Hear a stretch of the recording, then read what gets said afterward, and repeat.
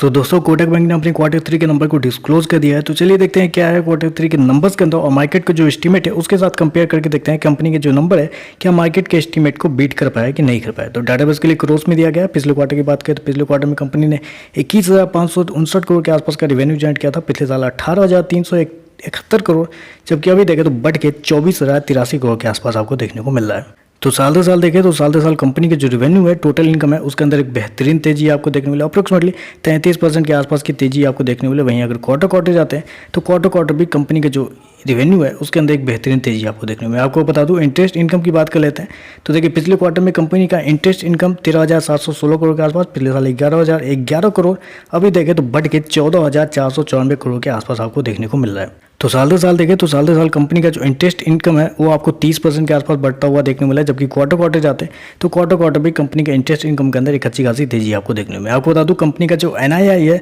वो इस क्वार्टर में आपको देखने को मिल रहा है अप्रोक्सीमेटली 8,509 करोड़। जी हाँ, 8,509 करोड़ कंपनी का NII इस क्वार्टर में आपको देखने को मिला है। जबकि मार्केट का जो एस्टीमेट था कंपनी के NII को लेकर वो था मात्र 6300 करोड़ के आसपास, 6300 से लेकर 6600 करोड़ के आसपास का मार्केट का एस्टीमेट था। लेकिन देखा जाए तो बहुत बेहतरीन तरीके से कंपनी का जो NII है वो आपको बढ़ता हुआ देखने को मिल रहा है।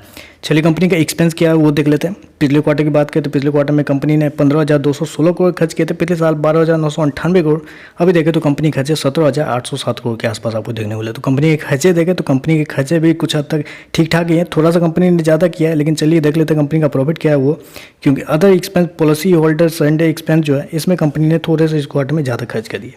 चलिए कंपनी का नेट प्रॉफिट क्या निकलता है वो देख लेते हैं।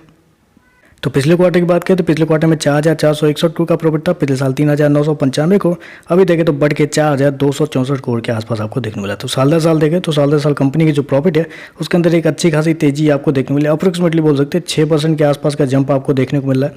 वहीं अगर क्वार्टर जाते हैं तो क्वार्टर कंपनी का जो प्रॉफिट है वो आपको गिरता हुआ देखने को मिला। मैं आपको बता दूं मार्केट ने शो कितना किया है, 4,264 करोड़ का प्रॉफिट, जबकि मार्केट का एस्टीमेट था कंपनी का प्रॉफिट को लेकर वो था 3100 करोड़ से लेके 3370 करोड़ के बीच में। और कंपनी का प्रॉफिट देखें तो 4264 करोड़ कंपनी ने बहुत शानदार कंपनी का प्रॉफिट आपको देखने को मिल रहा है।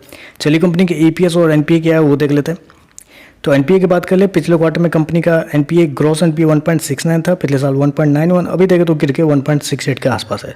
तो ग्रॉस NPA कंपनी का अच्छा खासा सुधरता हुआ देखने को मिला है। नेट NPA भी देखें तो 0.48 से गिर के 0.36 के आसपास आ चुका है। तो नेट NPA भी कंपनी का सुधरता हुआ देखने को मिला है। EPS की बात करें पिछले क्वार्टर में 22 रुपये का था, पिछले साल 20 रुपये, अभी देखें तो 21.50 के आसपास है। तो ओवरऑल देखें तो कंपनी के जो नंबर है, जो मार्केट को एक्सपेक्टेशन थी कंपनी के नंबर्स को लेकर, उससे बेहतर कंपनी के द्वारा शो किए गए। तो चलिए बस आज के लिए बस इतना ही। वीडियो पसंद आए तो लाइक कीजिएगा, साथ में चैनल को सब्सक्राइब जरूर कीजिएगा। धन्यवाद।